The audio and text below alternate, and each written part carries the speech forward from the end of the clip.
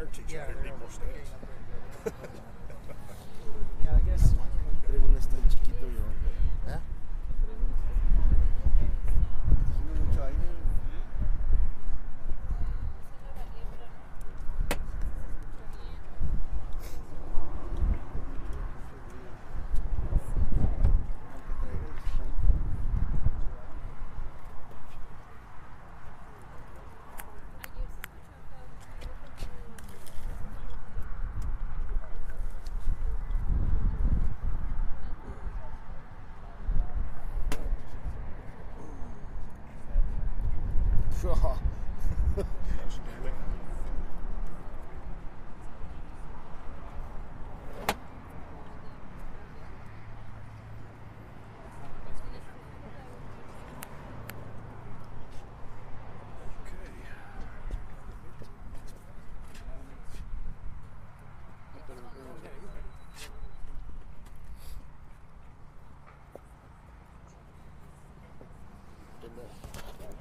Hi, how are you?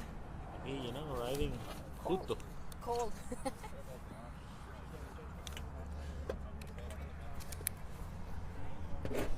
Mic check, 1, 2, 3, mic check, 1, 2, 3, mic check, 1, 2, 3. Estamos aquí en la conferencia de prensa con las autoridades del condado Bexar. Mic check, 1, 2, 3.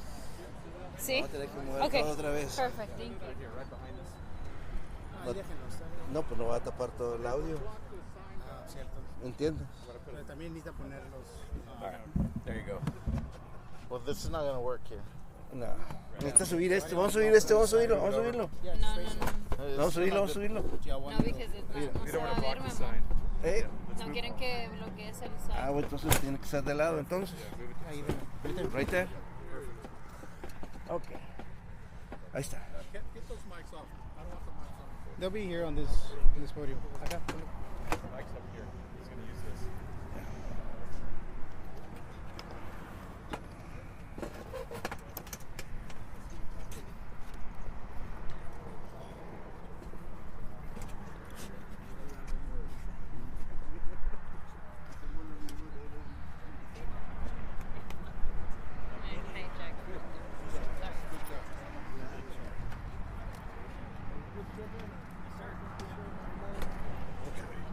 Everybody ready?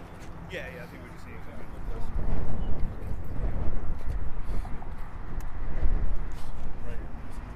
Right. Everybody got it? Got sound check? Test 1, 2. Test 1, 2. Everybody good? All right. Good morning. I am Judge Peter Sakai, your county judge of Bexar County. I have broken off my busy schedule this morning to come to do an announcement. A critical fire weather, what we're calling a red flag day.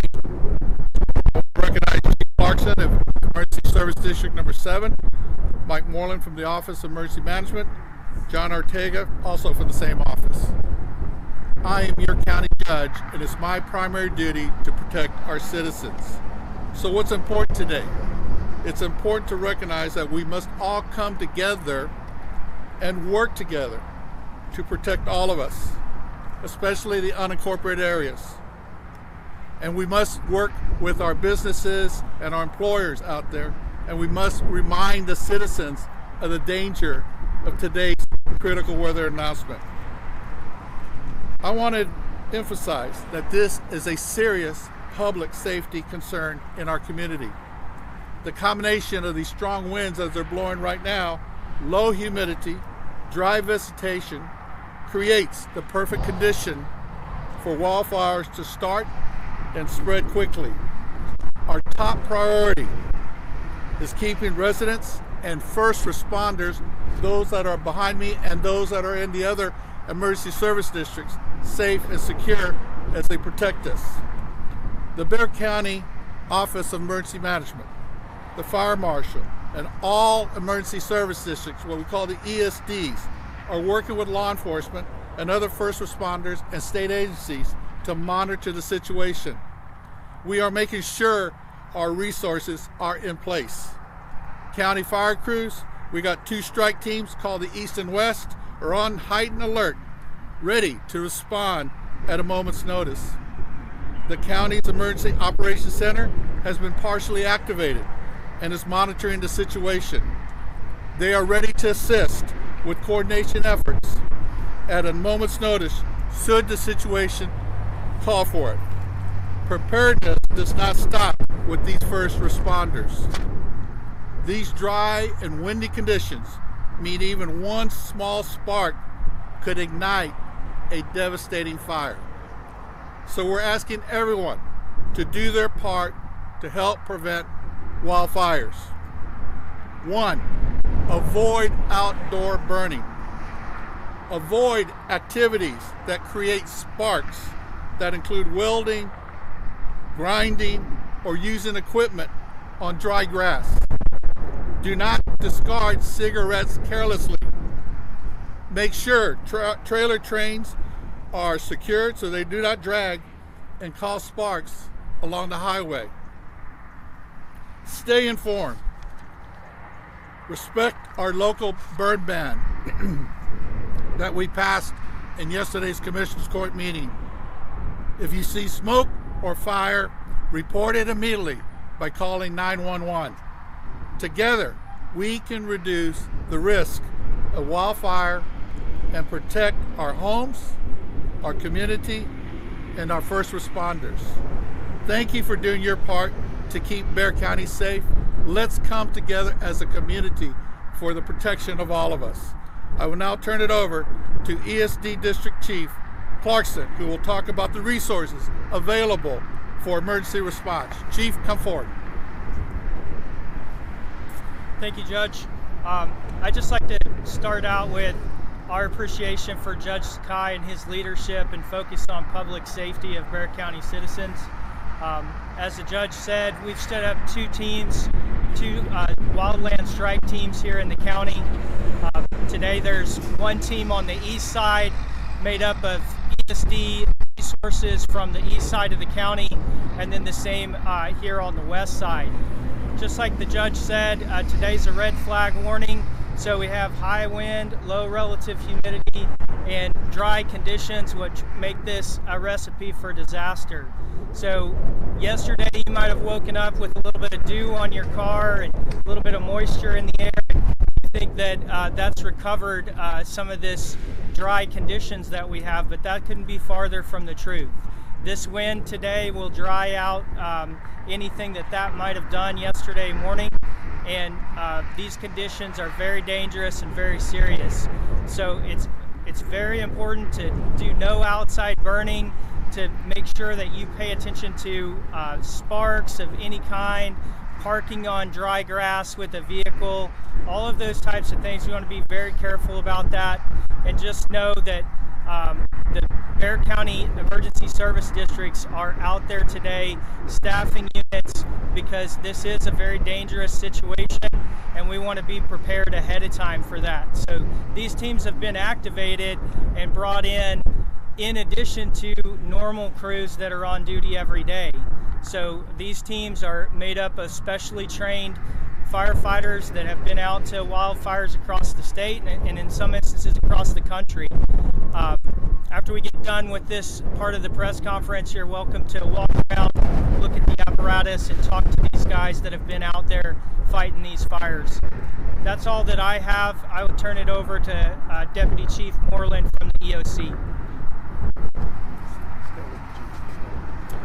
Good morning, everybody. Michael Moreland, Deputy Chief with the Bexar County Office of Emergency Management and the Bexar County Emergency Operations Center. As stated before, Bexar County is entering a potential of critical wildfire risk today. You're going to hear that theme throughout everybody who's talking up here. We just want to make sure that we emphasize that. Bexar County Office of Emergency Management has been monitoring the weather conditions along with our partners across multiple agencies to ensure that we're ready to assist the first responders as necessary. Our Emergency Operations Center was activated this morning at 10 o'clock this morning at a partial activation, as the judge mentioned. We're in consistent communication with local, regional, and state resources across the state of Texas. And we've spoken with the Texas Division of Emergency Management, who have expressed and ensured the state resources are going to be available if we do need them. Communication with the public is also a key part of our preparedness. We're sharing safety information throughout Bexar County and social media channels to keep residents informed.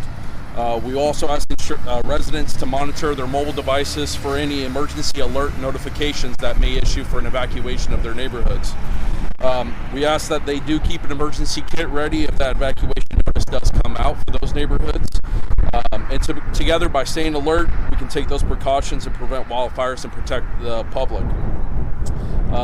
We also want to mention that if residents do encounter down power lines because of the wind gusts today, make sure that they do report those as soon as possible. I will turn it over now to the Bexar County Fire Marshal's Office, Deputy Chief John Ortega. Thank you. Deputy Chief John Ortega, Bexar County Fire Marshal's Office. The key takeaway message for the general public here is please do not engage in any type of controlled burning out in the county. All the landowners, all the citizens out in the county, burning is prohibited. Burning, any type of outdoor burning is extremely dangerous. Bexar County is under a burn ban. To echo exactly what the judge said, the burn ban was extended yesterday by the court. So please, no burning out in the county. I can't stress that enough. Our personnel, deputy fire marshals, are working in conjunction with the Bexar County Emergency Service District Fire Departments and the Bexar County Sheriff's Office. We will be out on patrol throughout the county enforcing that burn ban. Of course, voluntary compliance is our number one goal. We don't necessarily want to be out there issuing citations. We want people to be safe. So we stress public education a lot. But we will have both reactive and proactive elements out on patrol. The reactive elements will be responding alongside the Bexar County Emergency Service District strike teams, and our proactive patrol deputy fire marshals will be out looking for any types of violation or any type of hazardous condition that we need to take enforcement action on to correct in order to avert any type of catastrophic wildland fire out in the wildland-urban interface. Secondly, if a fire does result in property damage to somebody else's property, and that fire is determined by our investigators to have been caused by reckless conduct, that is criminally reckless conduct, then that person could be facing charges of reckless arson, which is a felony. So I want to stress that enough. There are significant consequences to violating the burn ban. Just at the outset of it, a violation of the burn ban is a misdemeanor. However, if that fire progresses and burns somebody else's property, potentially under certain statutes in the penal code, you may be responsible for committing a reckless arson at that point. And our personnel will be out there patrolling and investigating those offenses and referring them to the criminal district attorney's office as appropriate. Thank you. Do you have any questions? Can you talk about the difficulty of fighting a fire in these kind of conditions and the danger to the crews? Yeah, certainly the question of fighting fires in these kind of conditions, obviously with the gusting wind and stuff and changing direction of wind, that really presents a problem for our crews out there. When the wind's blowing 15, 20, 30 miles an hour, that's just pushing that fire that much faster, which makes it hard for us to get to the head of that fire and get it stopped. So containment is very complicated in those instances, and evacuation is something that's very important in those instances, and that's what we've seen in the recent history is on some of our fires, particularly on the south side, down south. We've had some issues with getting evacuation completed, so it's really important for people to stay informed, like Chief Moreland said, watch for those notifications, and also then respond appropriately if you are notified to evacuate, because that's a huge part of what we're trying to do is get people out of the way of harm, and then we can really focus